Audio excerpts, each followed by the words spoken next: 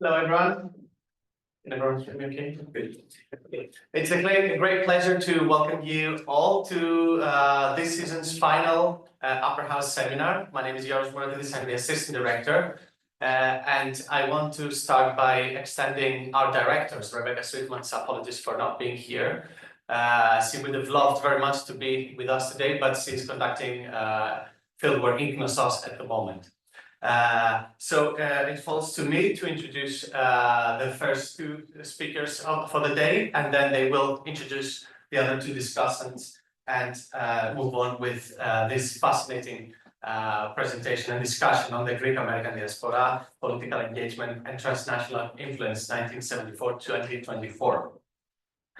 So first, I would like to introduce Eirini Karamouzi, a professor of contemporary European history at the American College of Greece and the University of Sheffield. Sorry. She has held a number of fellowships at EUI, LCE, Yale University, the University of Tampere, and co-directed a number of projects, including an AHRC-funded project, Global Histories of Peace and Anti-Nuclear Activism, and she's, among other things, also a co-editor of the McGill-Queen's University Press book series on global nuclear histories. Respectively, Dr. Lamprini Rori is an assistant professor in political analysis at the National and Kapodistrian University of Athens. Also, a number of projects. She is the principal investigator of the HFRI project titled From Online Emotions to Offline Political Violence, One Offense, the acronym 2023-2025. Principal investigator of a project titled From Anti-Americanism to Americanophilia, the US on the Kaleidoscope of the Greek Society, 1974-2024, as well as investigator of the HFRI project, detecting, monitoring, and linking online hate speech to offline hate crimes, with the acronym DEMOLISH. Very nice. She has participated in a number of research projects on political behavior and crisis reading in Greece, including hate speech, hate crime, extremism, radicalization, and also the Greek diaspora. I'm not going to stand between you and our speakers and the discussants. So again, welcome everyone, both in here and the online audience. Okay, hi everyone, can you hear me? Perfect. Good afternoon, and thank you so much to the British School of Athens for the invitation and always being a great host. We've been doing this with Arvanitopoulos for the last 3 years, co-directing this Modern Greek Studies seminar, and we're really excited, and hopefully that will run as we go along, but you never know with these things. But today we're here to present our own research. We've been working on this for the past 1 year, I guess. It's an overall book project on the Greek-American relationship between 1974 and up to 2024. We're going to do quite a thematic approach to it. We're going to talk about it as we move along. But today, one of the chapters and one of our kind of initial concentration was on the Greek-American political engagement and transnational influence. But today we're really happy and honored that we have 2 experts on the topic that have been actually quite amazing in reading our work already and hopefully liking it. It's Professor Constantinos Arvanitopoulos, who's Professor of International Politics at Panteion University. He's also served as Minister of Education. He's a director of the Institute of Constantinos. And of course, Dr. Kitroeff is a professor of history at Haverford College. He's an author of numerous books on diaspora. I'm going to name just the latest one, The Greeks and the Making of Modern Egypt, and the Greek Orthodox Church in America, A Modern History, published 2020, which I just read, and I know much more now about ecclesiastic diaspora. So what we wanted to do with this research is examine kind of what we think is a fascinating paradox, how a relatively small ethnic community, the Greek Americans, which you see here in the 25th March parade, representing 1 in 2,000 Americans, transformed from political passivity to become one of the most effective diaspora lobbying forces in Washington. And lobbying, we'll explain it, is a shorthand for a numerous people of organizations and institutions. We don't use it as the way we see it in mainstream, and we go on because I think that's an important part to discuss how we define that term. So our study spans 5 decades of bilateral relations, analyzing how homeland crises catalyze political mobilization, how diaspora communities achieve autonomy from their homelands, and how strategic adaptation can lead to remarkable policy successes that far exceed the demographic expectations. But to set a little bit the context, Greece has experienced a substantial transformation in its relationship with the United States. We've gone from being an advent anti-Americans to actually now one of the most and the best supporters of the United States. We're actually we know from the polls that public opinion is experiencing high levels of Americanophilia.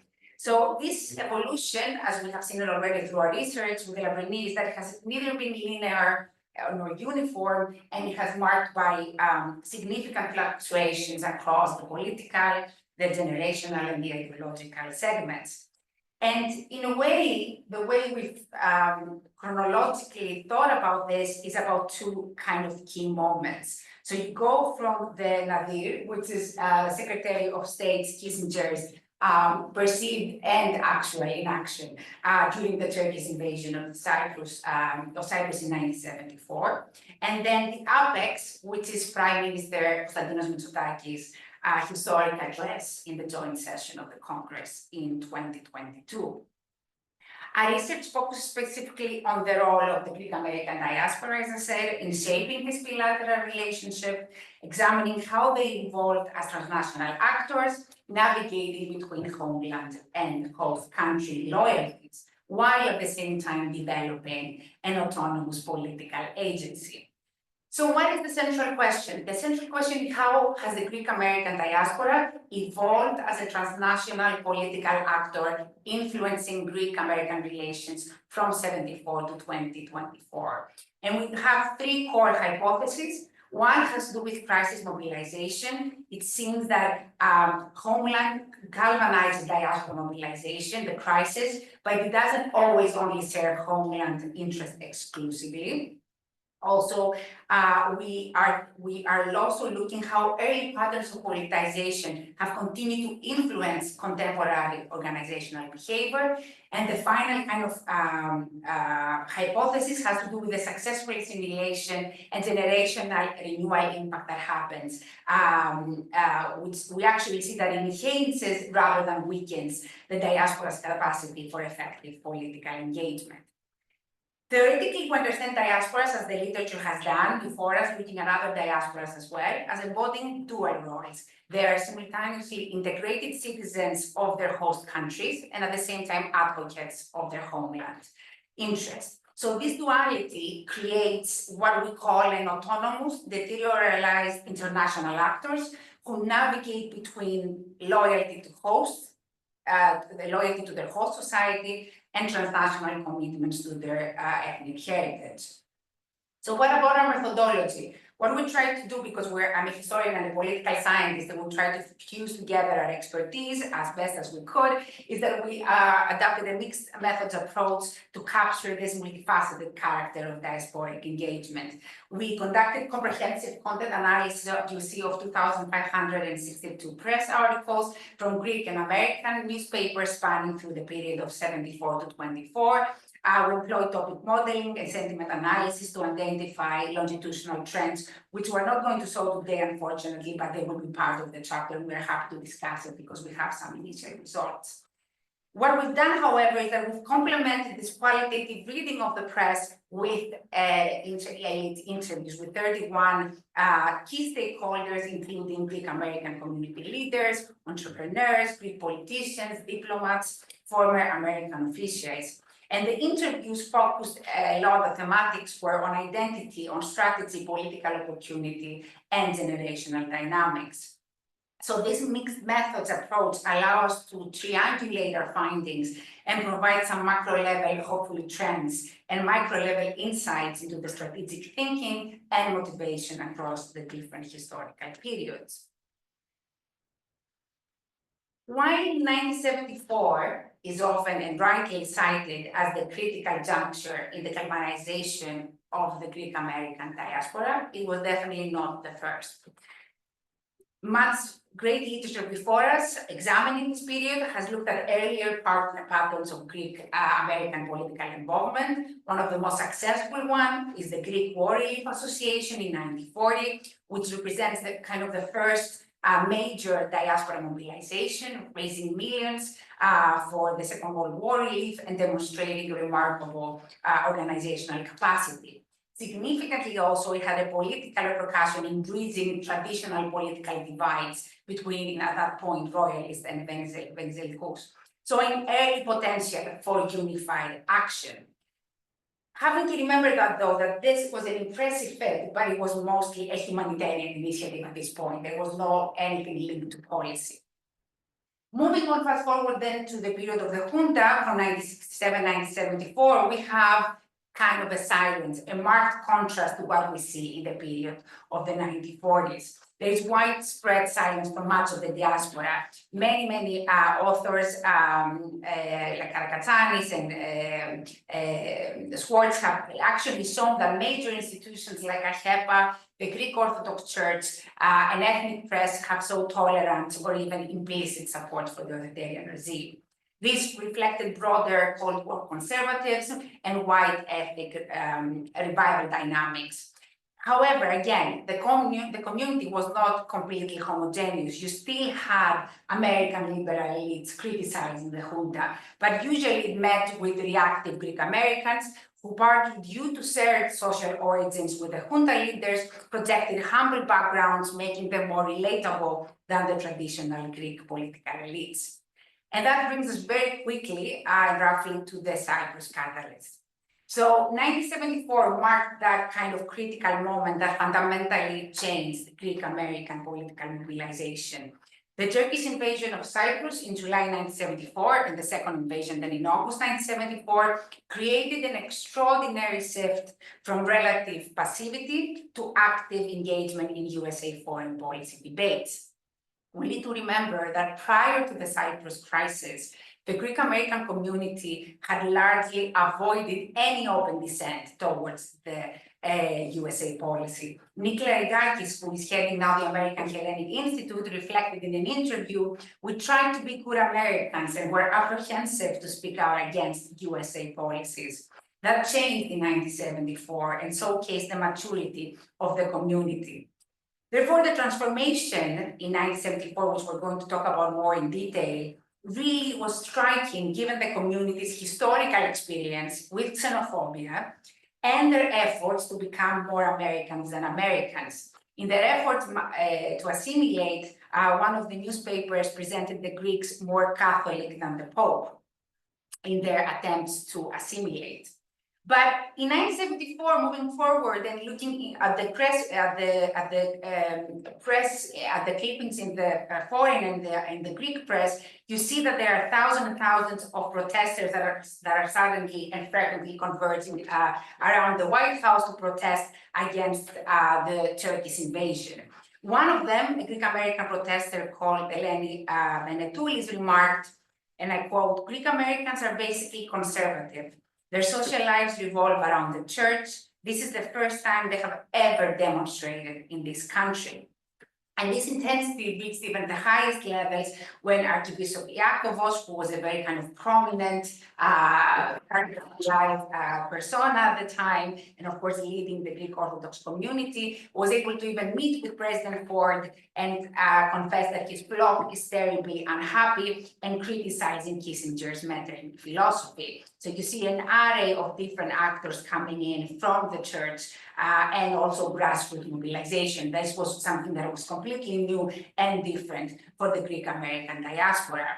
And it was at these moments that in 1974, that summer, that birthed some key institutions that are still with us, like the American Hellenic Institute, like UHAC, and the Hellenic Emergency Committee, just to name a few. There were many that came apart, but really kind of commenced a systematic Greek-American political advocacy. So why Cyprus succeeded, without going into the details of what exactly happened? In a way, what we've seen from the research is that the Cyprus campaign resulted from what we call a perfect storm of a series of favorable conditions. And what do we mean by that? Although the Greek-American community had never really mobilized and gone onto the streets to demonstrate, have therefore, like the Israeli lobby and political advocacy infrastructure, nonetheless, they could rely on institutions like the Greek Orthodox Church. We had parishes all over the country, and AHEPA, which was the American Hellenic Educational Progressive Alliance that was founded in 1922 with the idea to help Greek Americans assimilate much better in the society, but also had a very extensive number of chapters around the country. Therefore, they did not start completely from scratch. They could rely on these widespread institutions, especially the new ones like AHI. And so that part is one that they could base their mobilization on something concrete. The other one had to do with what was happening in the United States in 1974. You have to remember, 1974 comes after the Watergate scandal that sees Nixon resigning and Ford taking over. Ford is a weak president. He is taking over. Kissinger is really kind of dominating the foreign policy agenda. He's acting as a national security advisor and a secretary of state, which we've never seen that since then. But it creates this dominance with foreign policy that provokes for the first time the reaction of the Congress. The Congress in 1974 for the first time becomes really assertive and wants to clip the executive wings. They want to have a better say. So this happened, the Cyprus crisis come at exactly that time that congressmen already are trying to recalibrate. They want to create a new institutional infrastructure where the Congress does not only hear, but actually has a voice, has a say in American foreign policy making. Therefore, the Greek-American congressman, which we're going to talk about, had a very good, in a way, a great political opportunity. Also, crucially, during that period, is that the diaspora, the Greek Americans by the 1970s, had really transformed from marginalized outsiders to celebrated contributors to American culture. And why had that happened? First of all, they had become richer. They have become much more educated. Manatos has said in an interview, he's one of the lobbyists, which we're going to discuss as we go along. He did a study in the census data in the 1970s and actually discovered that the Greek ethnic group had within a single generation surpassed all the other ethnic groups in education and in income. And what is more, it seems that during that period, Greece started to be really popular. As Professor Kitroeff had written in one of his own articles, and as I saw in the same kind of piece, Nicholas Cage from the New York Times said, like in 1975, that it was chic to be Greek. In other words, that there was this kind of cultural influence that was becoming quite pertinent of what it meant to be Greek, what was Greekness about, that an agnostic scholar has actually identified as the diaspora's role in public diplomacy. In other words, how can a diaspora really affect the image of the country, the brand, as we would say today. So in the 1970s, we had a great brand at that point in the United States, which was a huge difference from the generations before, from the previous decades, especially if we think about the times that we were really pariahs and really kind of the target of xenophobist and anti-immigrant policies. So in this setting of a very assertive Congress and a country that was seen in a kind of a very positive manner, and we see how that is important when we move to the economic crisis, you also have what is a strategic genius framing of the campaign. So what do they do in 1974? They don't talk about the Turkish invasion in Cyprus from the Cypriot point of view or from the Greek point of view. What they do is that they position it as defending the rule of law. In other words, what has happened is that Turkey, by invading Cyprus, had used American weapons that was against the 1961 Foreign Assistance Act. What was this act? That you were not allowed to use American weapons, but only for your defense. In the Turkish case, that was clearly a violation of that act. So based on that explanation and on that platform, that's exactly how they started the campaign. So it was much less about Greece or Cyprus, and it was much more about this violation of the rule of law. And don't forget, it was happening at the time when there were great grievances against Kissinger, against the Ford presidency and the Nixon presidency about how they had manipulated the rules and how they had not stood by the standards that the Congress had set. So as the Washington Post, which I can tell you was not really favorable for a case, a quite conservative newspaper at the time noted, the Greek side prevailed because the facts happened to be on their side, and because the country had seen too much disregard for the law in high places.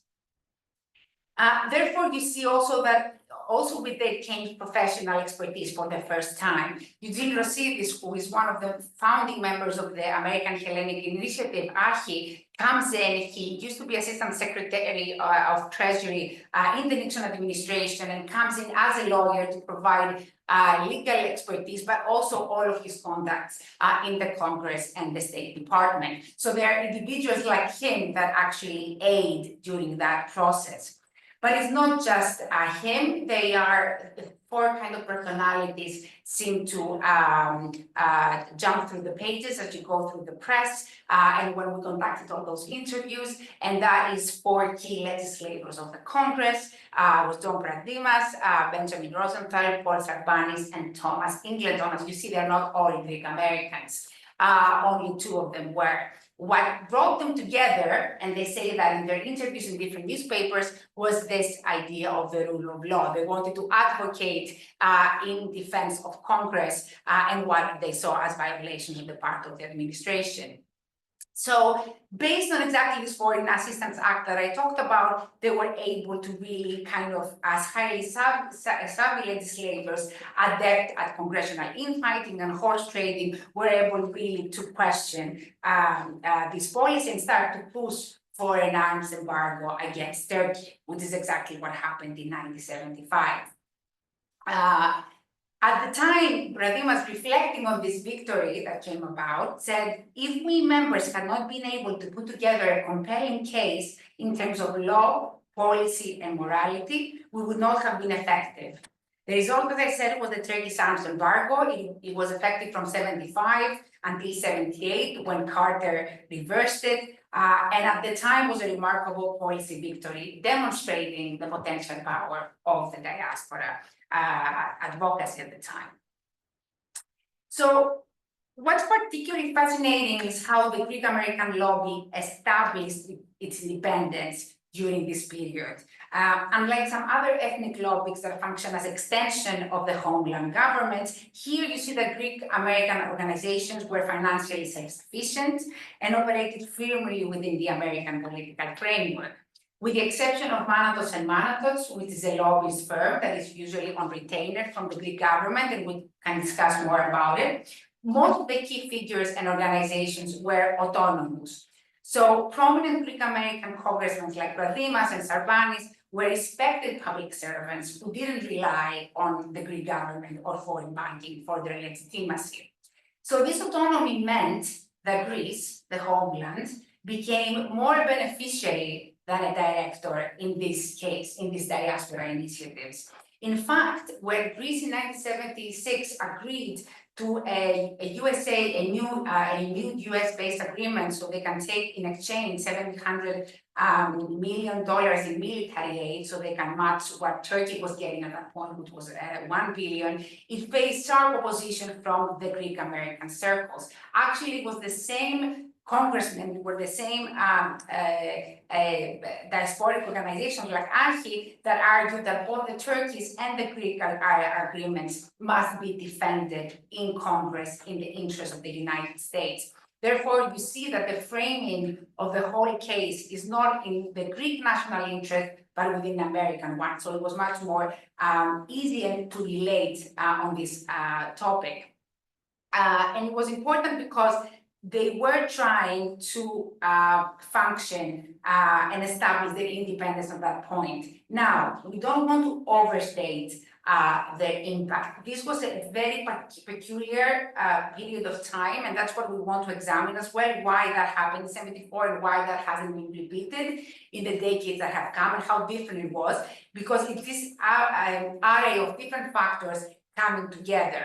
But also, we always need to think, and scholars have been doing this with the Cyprus crisis, how do you measure the impact of the diaspora on USA foreign policy? How far do you go? You know, there is a limit to how much they can do. So you always need to look at this international and domestic context and on the ground what is happening to really tell the story of the diasporic involvement in both homeland and host countries. So we go from the success to the Papandreou era. Now, why is this a challenge? Well, you know very well, or you may not know, but Andreas Papandreou wins the elections in 1981 based on pretty much an anti-American platform. He has a socialist orientation. He makes the symbolic US citizen renunciation. All of these different initiatives that really alienate the Greek American diaspora. They don't want to be related to such kind of rhetoric. Don't forget that their first identity is as Americans, is towards the American government and their communities that they are creating.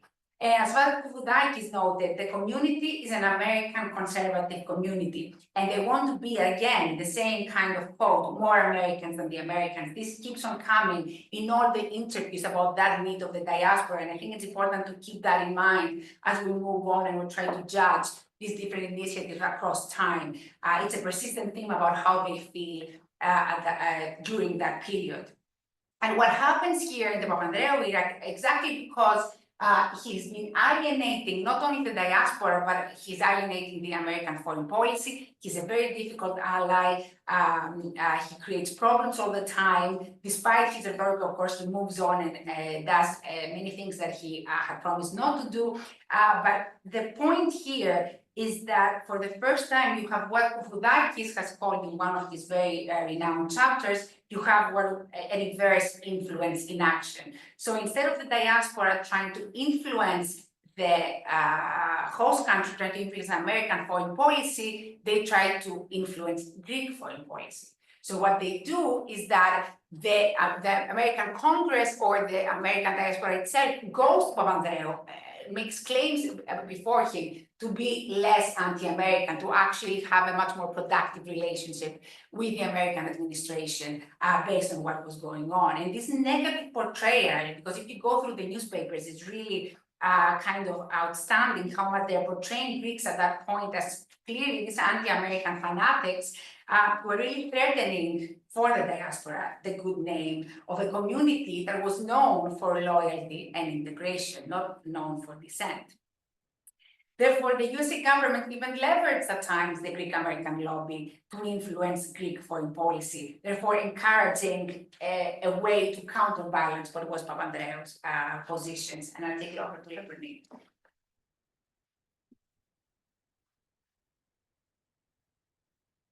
So, despite those tensions, this period produced important institutional legacies.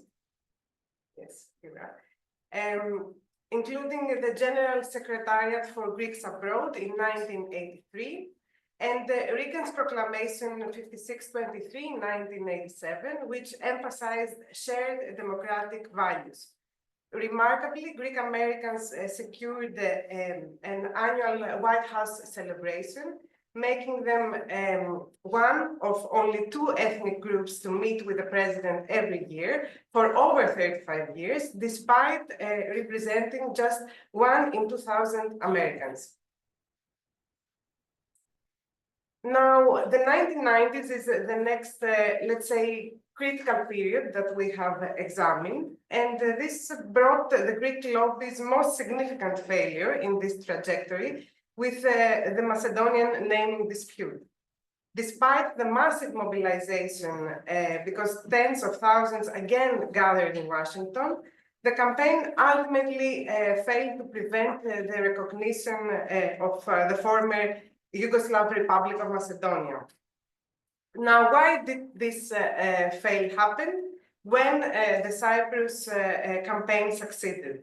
Several critical factors emerged during this period.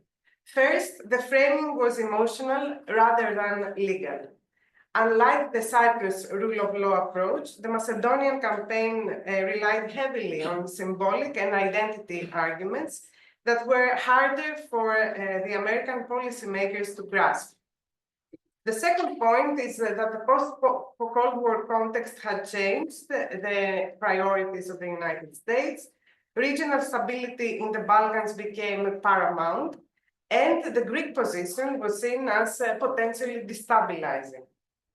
The third factor is that the campaign suffered from internal fragmentation. As one observer noted, fragmentation is our middle name when it comes to Greek-American mobilization. Even the AHEPA's attempt to create a unity forum has failed due to the rivalries between the different diaspora organizations. As Constantinos Arvanitopoulos reflected in an interview that he has given to us, he said there was a sense that Greece was part of the problem and not the solution. The aggressive nationalist stance projected an image of an extremist country. And Zemenidis has pointed out, and we found that this was an interesting observation, that from this period of the Macedonian dispute, not one organization is left emerging out of this mobilization. And this highlights the transitory nature of this mobilization compared to the institutions that were created and flourished after the Cyprus crisis. Now, following the Macedonia debacle, the Greek state attempted a direct intervention this time in the diaspora organization through the creation of SAE, the World Council for Hellenism Abroad. It was created in 1995. Initially, the objectives of SAE were very, very ambitious: to mobilize globally the diaspora, to attract foreign investment, to improve Greece's international position, and to coordinate the different diaspora organizations. Andrew Athens, a Greek-American multimillionaire and close ally of Archbishop Iakovos, became its first president, providing initial credibility. Nonetheless, SAE ultimately failed for several reasons. Many viewed its structure as artificial and imposed by the Greek state, and rather than fostering cooperation, it sparked competition for positions within the council. Other critics emphasized that individuals were appointed from the Greek side, often chosen for political rather than merit-based reasons, and this period also was marked by very strong church divisions, with a growing rift between Archbishop Iakovos and the ecumenical patriarchate, which constituted what one journalist called the most significant test of cohesion since the 1920s. So the Greek state, the attempt to exert influence through SAE, it largely backfired, and it helped, paradoxically, to reinforce the diaspora's autonomous character, and it demonstrated the limits of a top-down, state-oriented approach towards the diaspora engagement and organization. Now, the next period that we examine is the period of the financial crisis, the 2010s, which has presented new challenges, and it has revealed a deep ambivalence within the diaspora. As Antonis Diamataris reflected, there was sorrow and pain, and a lot to explain to Americans, as the coverage was quite brutal against Greece. The financial crisis exposed persistent mistrust. Andy Manatos explained, the Greek-American community has been burned not only by investments in Greece, but also by any aid it has tried to send over the last 30 to 40 years. The money seems to end up in wrong pockets every time. Even when Greek Americans expressed willingness to invest, they encountered bureaucratic obstacles. When Dean Mitropoulos offered to invest $40 to $50 million, a Greek minister responded, if we're not talking about at least $500 million, we're not interested. This tone-deaf response, as Manatos noted, really knocked the wind out of powerful Greek Americans. The Hellenic Initiative, which was established by Andrew Liveris and other prominent figures during the financial crisis, raised approximately 65 million, which was commendable, but still modest compared to Rori Vangelos' $250 million, which was donated to Columbia University, and $95 million that were given in order to renovate St. Nicholas Church. So many chose to support Greek Americans, but through tourism and not via donations. Still, an important development during the financial crisis was a strategic realignment toward cooperation between Greece and Israel, which was initiated by George Papandreou, Prime Minister at the time, and it was continued across party lines by Alexis Tsipras when he took over in 2015. This shift, it was catalyzed partly by Erdogan's confrontational stance toward Israel, and it fundamentally altered Eastern Mediterranean geopolitics. As David Harris of the American Jewish Committee noted, a strategic triangle among Greece, Cyprus, and Israel would have been unthinkable in the 1980s, but today it represents a vital pillar of regional stability.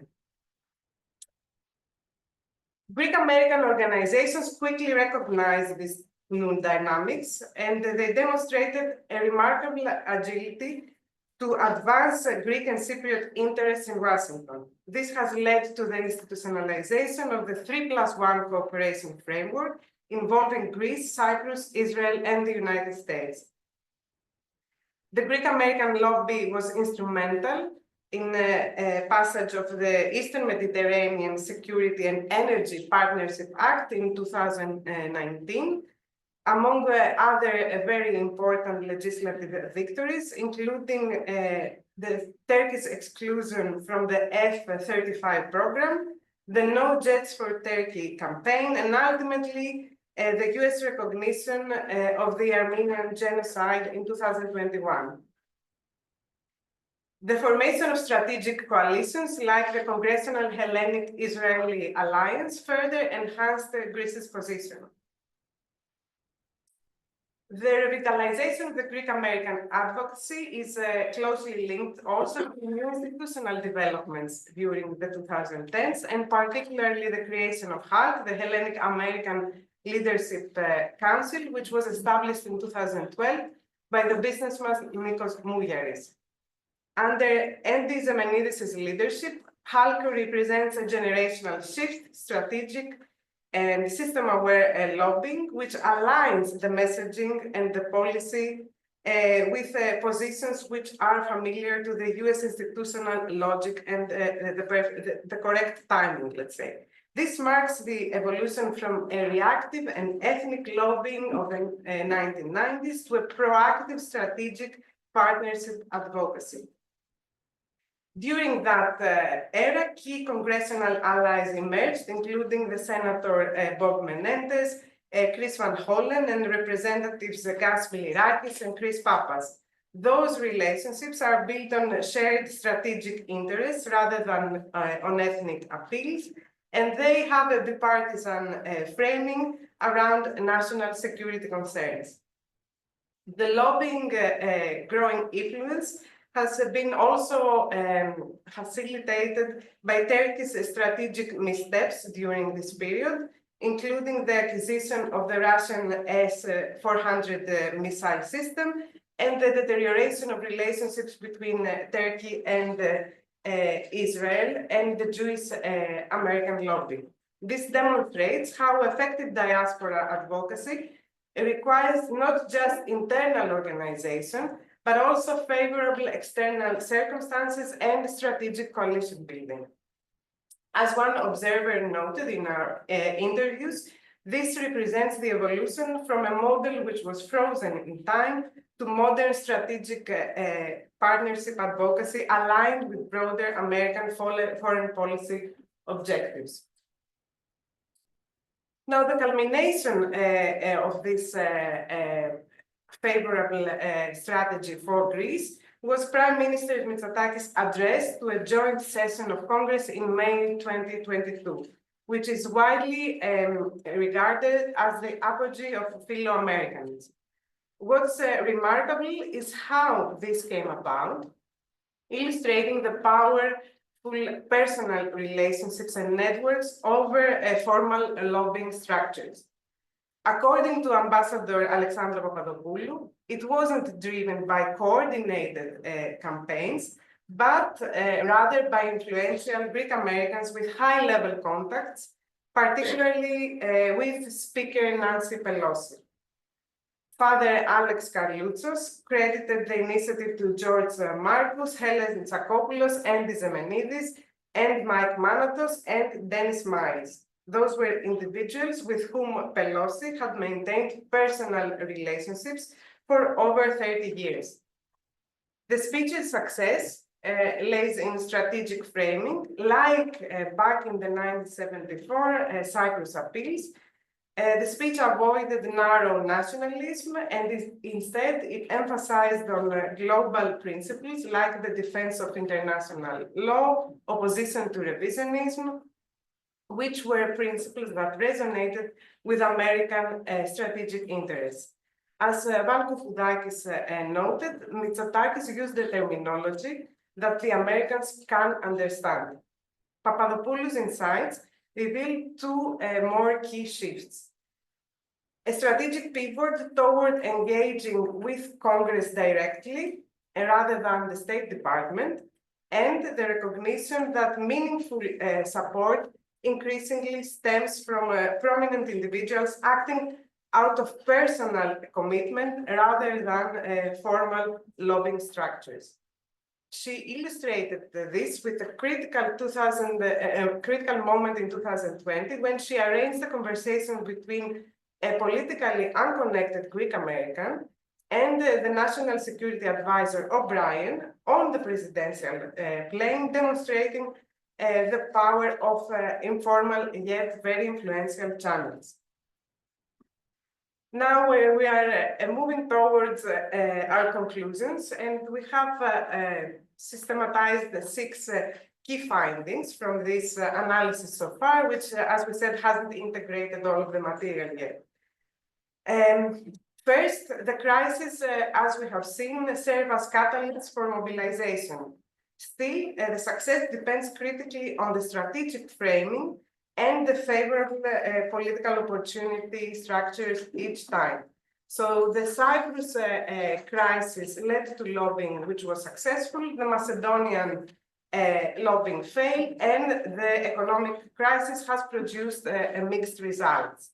So negative on the front of the economic crisis, but positive in terms of reinvigorating institutionally the Greek American lobby and producing all those agreements which were so important for Greece. Second, the diaspora operates as an autonomous actor driven by its own interests rather than serving as homeland extensions, developing financial independence and the reverse influence capacity, which was very important. Third, there is a clear path dependency. We have seen that the early patterns from 1974 continue to influence the contemporary organizational behavior and the strategic approaches. Another observation is that we see a strategic evolution from the ethnic lobbying to strategic partnership advocacy, which successfully aligns the diaspora goals with the broader American interests. Also, there is this assimilation paradox.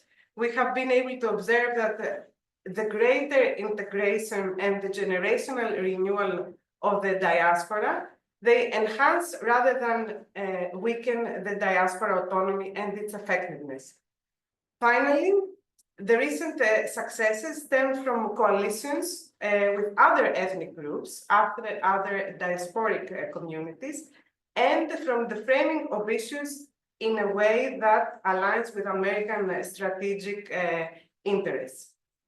So those findings help us to understand how a small, strategically sophisticated diaspora community can achieve remarkable influence in bilateral relations when those are successfully aligned with the host country interests and values.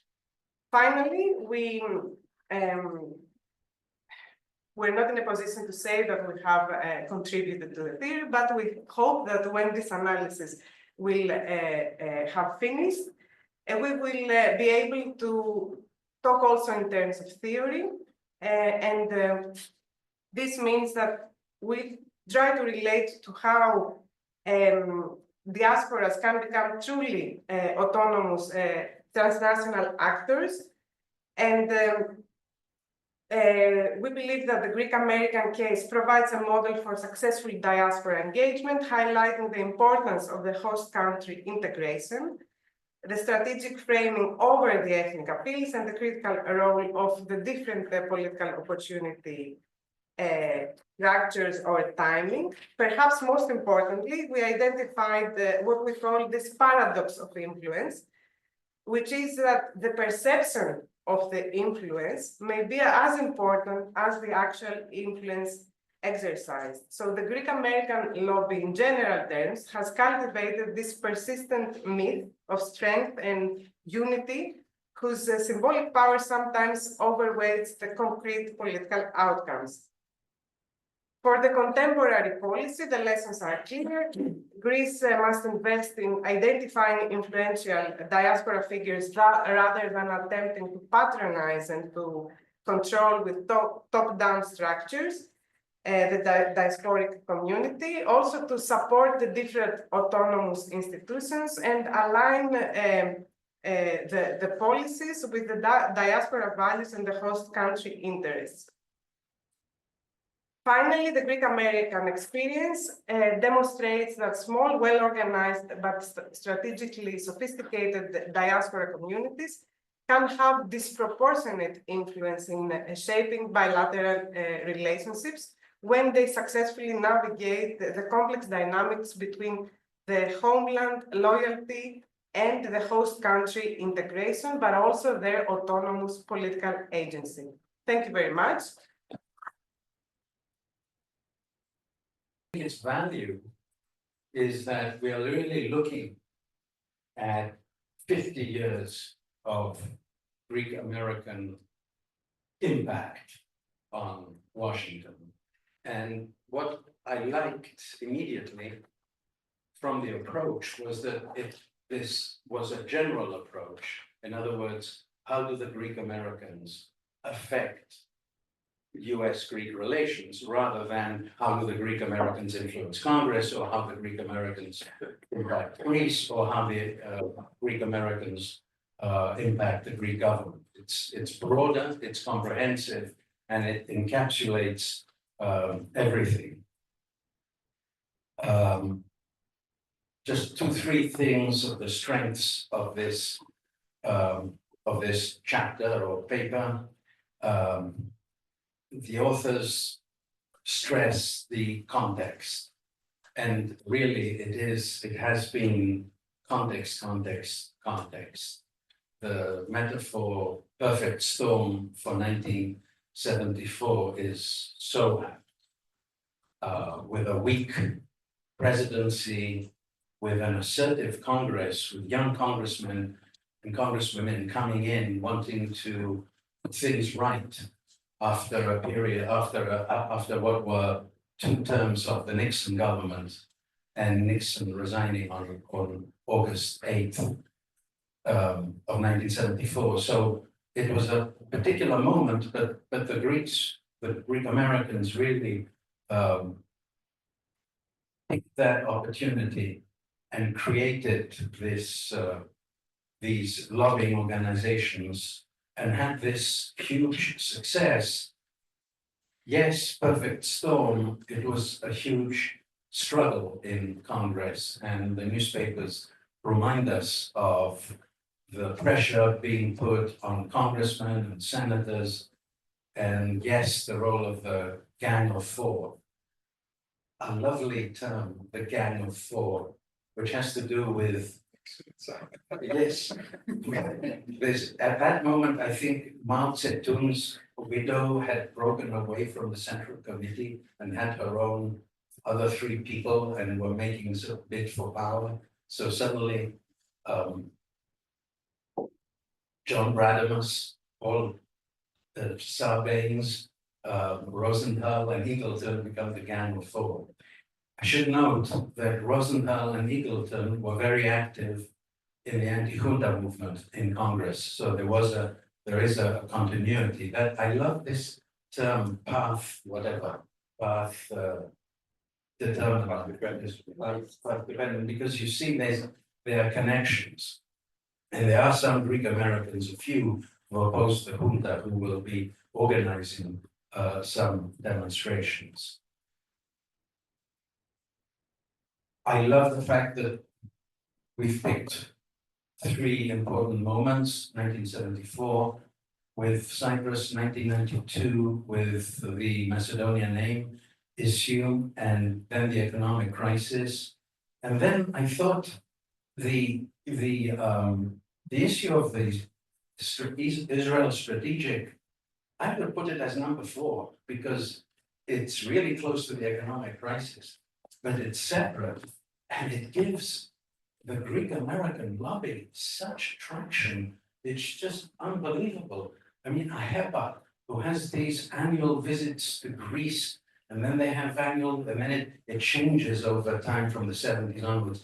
It's annual visit to Greece, annual visit to Cyprus, annual visit to Greece, Cyprus, and Istanbul for the Ecumenical Patriarchate of Constantinople. And then suddenly now they're going to Israel. They fully embrace this particular aspect of this fourth moment, which has, I don't know, it aligns with US interests. I mean, the only issue in my mind is, it's the Erdogan factor, that if suddenly, what's going to happen if Turkish-Israeli relations go on a mend or are resumed? Where do the Greek Americans find themselves? But that's an open question. But yes, I think that's that fourth particular moment. So I like the structure and the content and the conclusions. I want to pick a little bit on the issue of the autonomy. The autonomy of the Greek American organizations. I had argued in a paper, I think you cited that with the Macedonia issue, which the campaign in the United States was, as you say, an utter mess. It was emotional. It had nothing to do with US interests, and it was somehow connected with Greek policy and showed the limits of the autonomy. But it's the following periods which I find interesting. I think with the economic crisis, there were many issues that you rightly, and there's a general politeness of the paper. Sometimes I read something and I kind of smile. The reaction, the things that the Greek Americans said about what was going on in Greece were really not nice, about, the money's going to disappear. And there, I think the Greek government could have, would have, okay, it's hypothetical, but if the Greek government had established an agency, a clearinghouse, some place where the Greek Americans could have somehow felt confident that there was going to be a degree of accountability, then I think the money would have flowed much more. But that never happened. And so there was an autonomy of the diaspora vis-a-vis Greece, but the Greek government could have taken steps to actually make that relationship more codependent and closer. With the fourth moment, and what I'm seeing is that there is a relative autonomy, but there's also a connection with the fourth moment, with the well, not so much with the fourth moment, but with Prime Minister Mitsotakis' speech in Congress. A huge turning point. And presumably Deputy Foreign Minister Papadopoulos, who was, I think, then ambassador in Washington, played a huge role. I mean, I was sitting in my living room in Pennsylvania listening to that speech, and I thought I was listening to Obama. I mean, that's a good research question. Who wrote Mitsotakis' speech? Because it came straight out of the bowels of the Democratic Party speechwriting campaign. But so it was a success, but it was the Greek government that created this success for the Greek Americans. I think the Greek Americans, the influential Greek Americans that we saw, who brokered the speech and everything surrounding it, they were solicited by the Greek government. Now, it's interesting to reflect that the Greek government has become much more smart than it was back in the Συμβούλιο Αποδήμου Ελληνισμού years. Another disaster. It's not totally blamable on Greece, because a lot of Greek Americans saw that organization as a means of getting political favors from Greece. So I think everyone is to blame. But now the US government, the Greek government, is much smarter and identifying individuals. So there's a relative autonomy, yes, but there's also a government role which is much more instrumental and much more maybe intelligent. So then when I look back at these 50 years, I see a focus on Congress during 1974 because of the perfect storm, a misplaced focus on Congress with Macedonia, and then there's a focus, and that happens in between Macedonia and the economic crisis, a focus on strategy and strategic issues. And this is, I mean, still anecdotally, I was at the American AHI, the lobbying organization, the American Hellenic Institute, and as I was giving some talk on Smyrna, I think it was the anniversary, and I just said, small talk, how's the lobbying going? What else do you ask when you're in a lobbying organization? And the late Mr. Marketos answered, it's going very well. Last year, they didn't give us the time of day at the State Department, but last week they sat down and listened to us. Wait a minute, State Department. And I think that was a shift, because Congress doesn't really form foreign policy anymore. It certainly is not going to form anything during this particular era in the United States. So although Mrs. Papapoulou does you quote her saying Congress matters, I think she may be referring to the impact of Mitsotakis' speech in Congress, which is fine. The other thing is Senator Menendez is no longer in office. And Greece has lost a very important ally in the Senate, so it's less. So what we've done is we were obviously focusing on the State Department, and now this current phase, I think we're focusing on the White House. And in order to get the White House's attention in a country in which politics means money and money means politics and access, what you could put next to the names of those important Greek Americans is their bank accounts, to be true. There's a sense that these wealthy Greek Americans are the type of Greek Americans that get access. And they will influence the White House. And why not? If that's how the game is played, Greece should be playing that game, and that's totally fine. And it's very positive in many ways.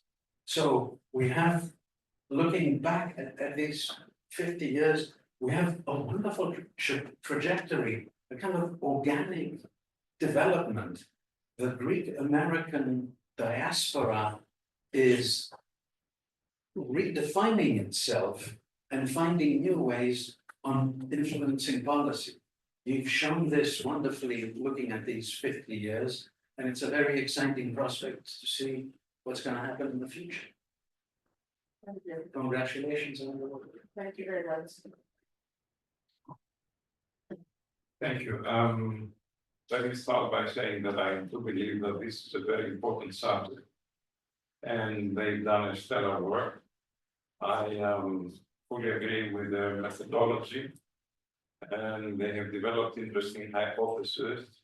I would add another hypothesis in the three ones that we proposed, namely that I do believe that the Greek diaspora and its lobbying organizations are much more successful in targeting Congress the first decades in the 70s, the 80s, and the 90s. But as you implied, these days we see a much more balanced approach that includes the executive as well. This is a text with many subtexts. The first subtext has to do with the diaspora itself. And throughout the paper, you can witness the evolution of diaspora, how the diaspora started in the beginning of the 20th century and how it evolved. You mentioned 1940 and the aid to Greece after the war. But let's not forget that what changed the image of the Greek diaspora was the Albanian campaign. Greek Americans up to that point were second-rate citizens, and they had been subjected to discrimination as well. But what changed is the status of our diaspora, I think, is the Albanian campaign, how we rose against the Axis powers when Europe was falling. And of course, the other subtext has to do with the Greek government and how the Greek government has perceived our Greek American community, how it has developed various approaches, some successful, some unsuccessful, like SAE, which was a disaster, and how the policies of the Greek center affected the diaspora's position in the United States. I was in the States, I lived in the States in the 80s and the 90s, and that was a difficult period of time because of the policies of the home country. And I'll come to that in a second. And of course, other subtext is a very fine distinction between the diasporic organizations and the lobbying organizations. They are parallel, but they are not the same. And we have many diaspora organizations that have been very successful. Not all of them have played a lobbying role. And we have, of course, the formal lobbying organizations, Manatos, AHRC, of course, after 74, and so on and so forth. But I think this is a fine distinction that we need to make. Now, let's talk about the 70s. And I think the 70s was a very important era because we had a national crisis. And the diaspora had to rise to the occasion, especially because during the dictatorship, there was this accusation of complacency with the junta. And I do believe that one of the reasons is what Charlie Moskos has written, the sociological affinity of this generation of immigrants with the social origins of the governments. That might be sort of an explanation. But nonetheless, there was this bad aura about the community and what didn't do against the dictatorship. One of the things that you need to focus on is the anti-junta organizations that developed in also in the United States. Andreas Papandreou played a pivotal role with his PAC movement, and not only his PAC movement, but also with his colleagues, his former colleagues in academia. He was able to rally and mobilize his former colleagues in the United States in academia, and they played a very important role. Also, many, to cite one of our Deputy Foreign Minister comments, agents matter. And we saw those agents in the anti-dictatorial struggle. Professors like Ted Kouloubis in Washington, Nicholas Stavros, a mercurial figure called Elias Dimitrakopoulos.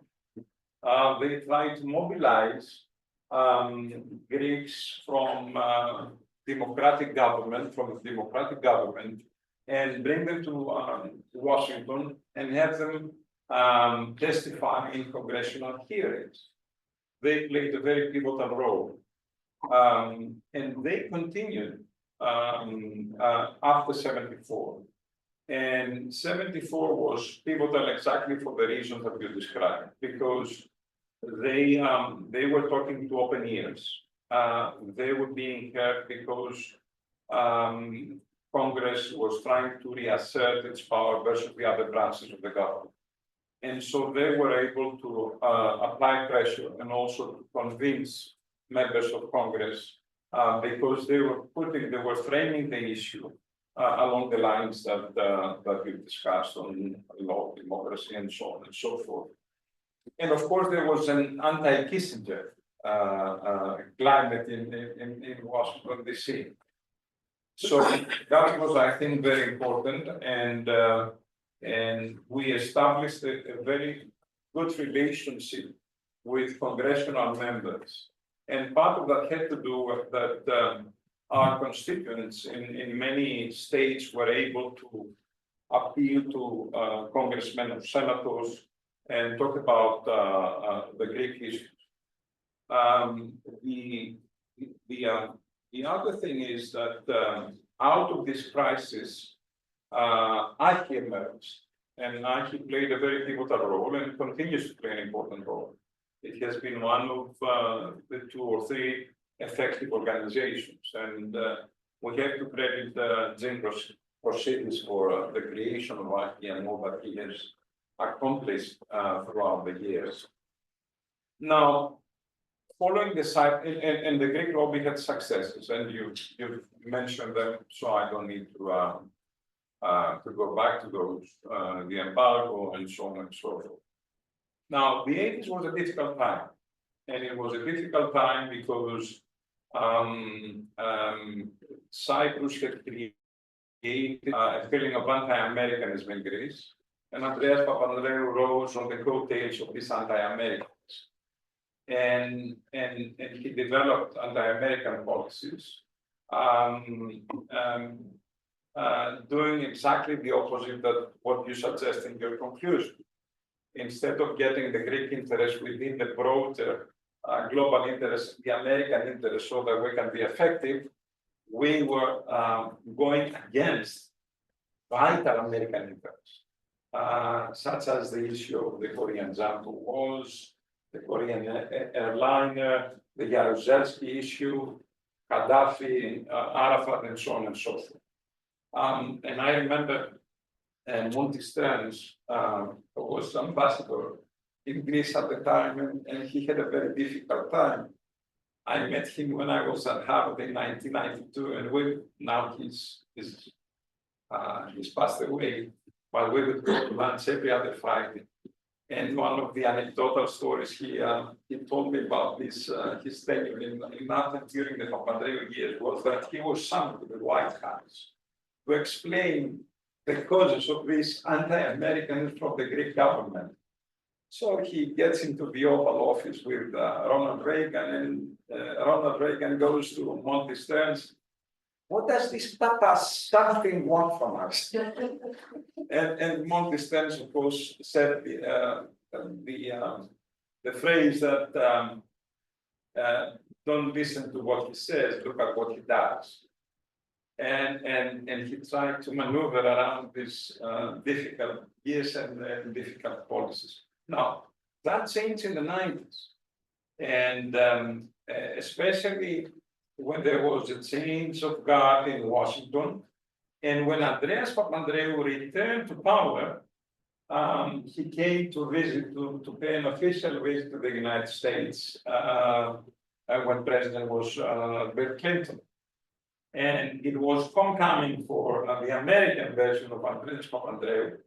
And in the ceremony in the White House, Clinton spoke so highly of Andreas Papandreou, his academic accomplishments, that really was a changing of the climate. But the damage was done in what sense? That these policies by Andreas Papandreou influenced negatively lower echelons in the State Department and the American government that really stayed for a long time, and they never got over this kind of opposition.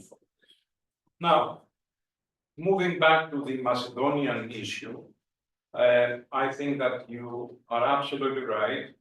This was an issue that was very hard for Greece and Greek Americans to explain to our American colleagues or to the American government. We had a very tough time whenever we talk to our American colleagues or the American government to really explain what the issue was. And as I said, we became part of the problem and not part of the solution, because it was another international system. What was of essence then was to establish security, stability, and democracy in the former satellites of the Soviet Union and the space of Eastern Europe and the Balkans. So no one was willing to understand our claims of identity. And to go to the end of the story, I think that the Prestes Agreement, as much of a painful compromise that it may have been, really worked wonders in our relationship with the American government and in our promotion of our interests in other areas. Finally, the issue of the economic crisis. Yes, the economic crisis, the memorandum years and the difficult time of Greece.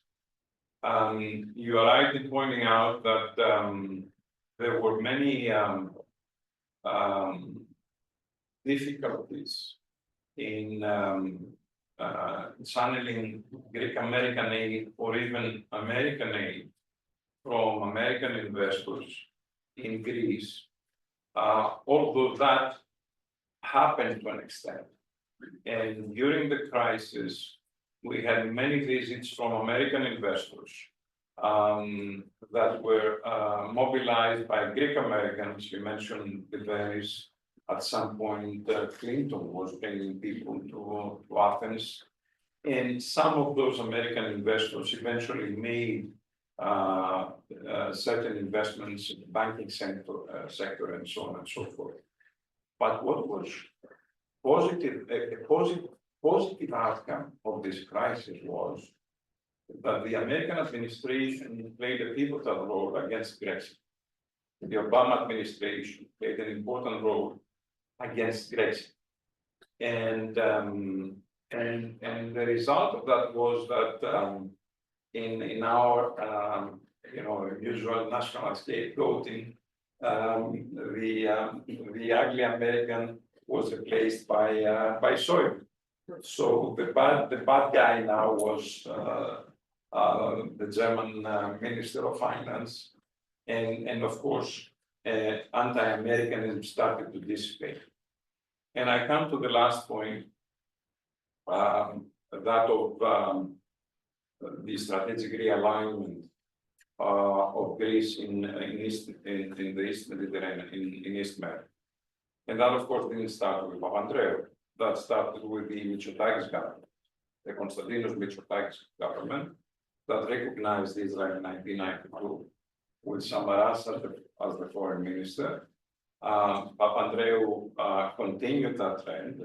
Samaras, during the Samaras government, we had two G2G meetings, government-to-government meetings, one in Israel, one in Athens, and we deepened the relationship.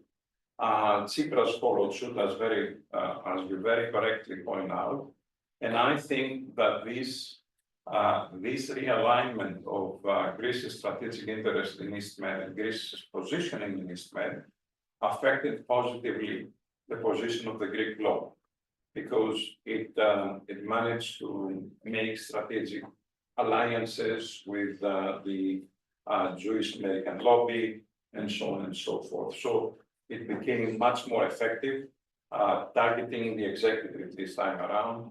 And to that effect, I think this realignment had the impact that you very correctly point out. A couple of points, and Kitroeff has written extensively about the Greek American community, the role of the church. You point out the role of the church, but I think that there is an evolution in the sense that after the charismatic leadership of the Activism,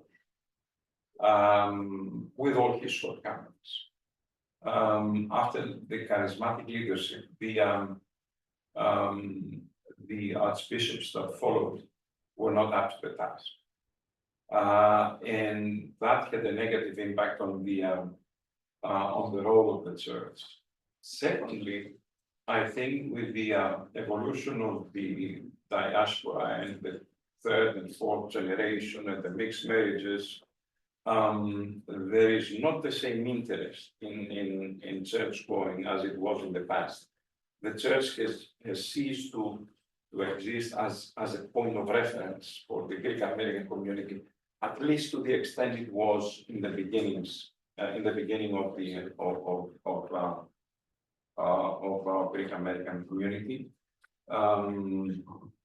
and of course that has to do also with the fact that the religious faith unfortunately for some of us, is in decline.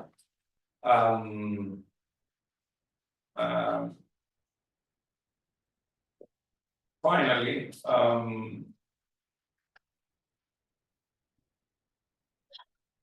I do think that those three cases, these case studies that you have selected, right on the money.